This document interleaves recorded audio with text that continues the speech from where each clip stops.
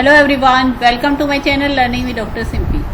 अगर आप इस चैनल पे न्यू हैं तो इसे सब्सक्राइब कर दीजिए ताकि कोई भी लेटेस्ट इन्फॉर्मेशन आए तो तुरंत आपके पास पहुंच जाए। आज मैं आपको बताने जा रही हूँ डीएलएड जो एडमिशन चल रहे हैं एमपी बोर्ड में मध्य प्रदेश में। अगर आप जेबीटी में एडमिशन लेना चाहते हैं तो उसमें आपने ऑनलाइन फॉर्म तो फिल कर दिया होगा और रजिस्ट्रेशन जो करने की लास्ट डेट है वो एक्सटेंड हो गई थी। जैसे कि मैंने पहले वीडियो में बताया था, वो 31 अगस्त तक आप रजिस्ट्रेशन कर सकते हैं। उसके अलावा जब आपका रजिस्ट्रेशन हो जाएगा तो किस टाइप से आपको उसमें पार्टिसिपेशन करना होगा उसके बारे में मैं आज जानकारी दे रही हूँ।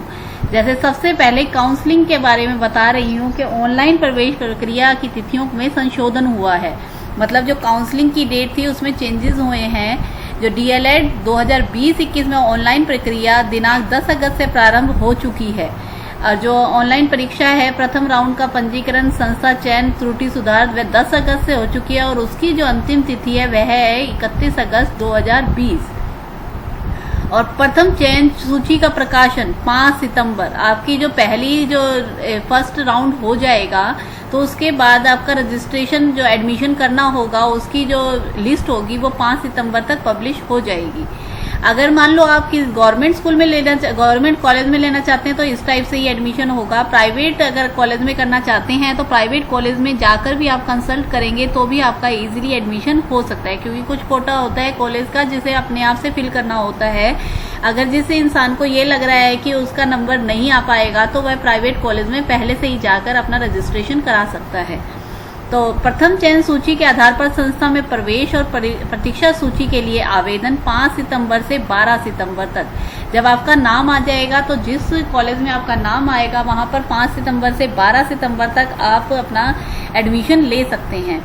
और प्रतीक्षा सूची का प्रकाशन और उसके बाद वेटिंग लिस्ट आएगी, क्योंकि कुछ बच्चे हो सकता है उस कॉलेज में एडमिशन ना लें, तो इसलिए कॉलेज फिर से एक लिस्ट निकालेगा जिसका वेटिंग लिस्ट बोला जाएगा और उसको 17 सितंबर 2020 में प्रकाशन होगा।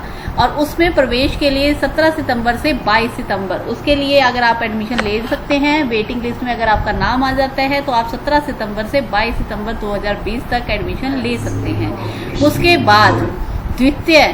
उसके बाद जो द्वितीय राउंड होगा रजिस्ट्रेशन का, संस्था चयन और त्रुटि सुधार, उसकी जो डेट है वो है 23 सितंबर से 30 सितंबर तक। और द्वितीय सूची का प्रकाशन जो है वो 6 अगस्त 2020 को होगा।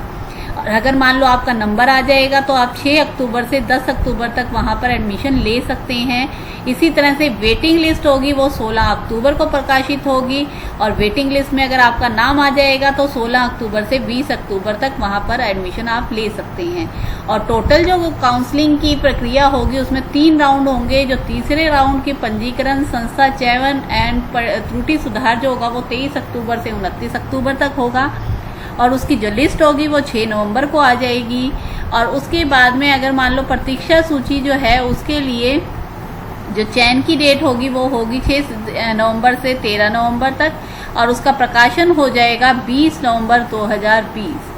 और उसके बाद में संस्था में प्रवेश आप 20 नवंबर 2020 से 27 नवंबर 2020 तक कर सकते हैं। तो नवंबर में ही आपका ये सब प्रक्रिया खत्म हो जाएगी। इसके अलावा अगर मान लो आप जानना चाहते हैं कि काउंसलिंग गतिविधियां में किस टाइप से होगा तो ये देखिए, सबसे पहले आपने रजिस्ट्रेशन करा लिया है तो रजिस्ट्रेशन यहाँ से आपने जाके कराया होगा। मैंने इस पे वीडियो बनाई थी कि किस टाइप से आप रजिस्ट्रेशन कराएंगे। आप वो वीडियो आप देख सकते हैं, वो हेल्पफुल रहेगी क्योंकि अभी लास्ट डेट जो है वो इसकी 31 अगस्त तक हो गई है। तो 31 अगस्त तक आप रजिस्ट्रेशन करा सकते हैं। और जब रजिस्ट्रेशन कराएंगे फर्स्ट राउंड, अभी ये जो आपका रजिस्ट्रेशन होगा उसमें 50 रुपया फीस लगेगी और इसके अंदर आपका रजिस्ट्रेशन हो जाएगा। रजिस्ट्रेशन का मतलब आप फर्स्ट काउंसलिंग में पार्टिसिपेशन कर सकते हैं, क्योंकि फर्स्ट काउंसलिंग का मैंने आपको जैसे बताया है, फर्स्ट काउंसलिंग भी 10 अगस्त से शुरू होकर 31 अगस्त तक है और उसकी सूची 5 सितंबर को आ जाएगी। अब उसके बाद में है रजिस्ट्रेशन कैंसिलेशन। अगर आपने रजिस्ट्रेशन कैंसिल कराना है तो आपको यहाँ पर application number, date of birth, mobile number और ये जो कैप्चा है 1+1 ये डालेंगे, गेट डिटेल, तो आपका डिटेल आ जाएगी और उसमें आप कैंसिलेशन करा सकते हैं। उसके बाद नेक्स्ट स्टेप जो है इसमें काउंसलिंग में चॉइस फिलिंग फर्स्ट राउंड। आपको चॉइस फिल करनी होगी, वो चॉइस फिल भी 31 अगस्त तक करनी होगी। पहली जो चॉइस है वो 31 अगस्त तक फिल कर सकते हैं उसमें आपको देखिए सबसे पहले फिलिंग करने के लिए अपना एप्लीकेशन नंबर और यहाँ डेट ऑफ बर्थ, और उसके बाद में यहाँ पर ये जो आंसर है 7 + 6 13, तो 13 डालोगे, आप सबमिट करोगे तो हो जाएगा। उसमें देखो चॉइस फिलिंग के लिए इंस्ट्रक्शंस दी गई हैं, उस टाइप से आपको चॉइस फिल करनी है। चॉइस फिल करने से पहले चॉइस फिलिंग फॉर्मेट का प्रिंट निकालकर डाइट की प्राथमिकता क्रम की सूची तैयार कर लें, कि आप देख लें कि आपको चॉइस सूची में जैसे आप जब करेंगे तो उसमें लिस्ट आ रही होगी कॉलेजेस की जिसमें आप एडमिशन लेना चाहते हैं, तो आप पहली चॉइस कौन सी भरना चाहते हैं, दूसरी, तीसरी, इस टाइप से आप कहीं पर लिख लें। उसके बाद में आवेदक को अपना रोल नंबर, जन्म तिथि और पासवर्ड डालकर डाइट की प्राथमिकता के लिए लॉगिन करना होगा। जैसे यहाँ पर मैंने बताया तो यहाँ पर आप लॉगिन कर लेंगे। शासकीय शिक्षक शहर वर्णानुसार अल्फाबेटिकल के अनुसार चॉइस फिलिंग हेतु डाइट की प्राथमिकता की छंटनी कर सकता है।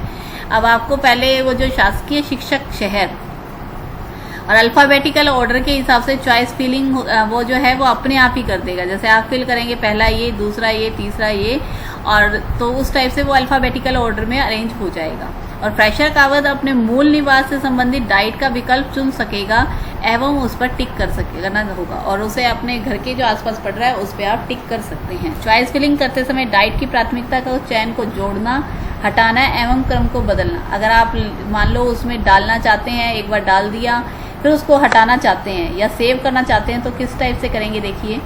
शासकीय शिक्षक चुने गई डाइट की प्राथमिकता के चयन में से किसी डाइट को हटाना चाहें तो उससे संबंधित डाइट के बॉक्स को अनचेक करना होगा। जिसे हटाना है उसमें अनचेक लिखा होगा, उसे हटाना होगा। अगर किसी को प्रॉब्लम आ रही हो तो अपना रोल नंबर और वो सब दे देना, मैं एक बार चेक करके आपको बता दूंगी। तो शासकीय शिक्षक डाइट के क्रम को डाउन की सहायता से कॉलेज विषय क्रम को बदल सकता है। क्रम जैसे पहला ऊपर कौन सा करना है, दूसरा इससे, तो ऊपर वाले एरो से ऊपर हो जाएगा, नीचे वाले एरो से वो नीचे शिफ्ट हो जाएगा। और सेव कर सकते हैं उसके बाद। और मूल निवास से संबंधित डाइट की चॉइस फिलिंग के लिए दिखाई देगी, जैसे आप फिल करेंगे वो दिखाई देगी। और उसके बाद में भुगतान संबंधी, तो आपको क्या करना होगा, उसमें फ़ी पे करनी होगी। जैसे फर्स्ट काउंसलिंग की 50 रुपये फ़ी है, तो चॉइस फिलिंग भुगतान करने से आवेदक को यह सुनिश्चित करना होगा कि उसके द्वारा चयन की गई डाइट का क्रम सही है। सही होने के बाद, क्योंकि डाइट के क्रम में किसी प्रकार का परिवर्तन नहीं होगा, इसलिए पहले बोला गया है कि आप अपने लिख कर देख लें और उसके बाद ही चॉइस को फिल करें। नेट बैंकिंग के भुगतान के बाद यदि भुगतान नहीं हो पाता तो आवेदक process net banking transaction link में अपना बैंक रेफरेंस डालकर भुगतान कर सकता है। तो आप नेट बैंकिंग से भी इसमें भुगतान कर सकते हैं। तो ये तो हुआ आपका पहला काउंसलिंग का प्रोसेस। आई होप कि आपको अच्छे से पता लगा होगा कि किस टाइप से होगा, और मैंने डेट आपको बता दी है कि कौन कौन सी डेट हैं जिसमें आपकी काउंसलिंग होगी। अब उसके बाद में आप ये जो है 31 अगस्त तक जो आप चॉइस फिल करेंगे उसका प्रिंट भी निकाल लेंगे और पे करेंगे, तो ये भी रजिस्ट्रेशन फॉर्म का प्रिंट यहाँ से निकाल लेंगे।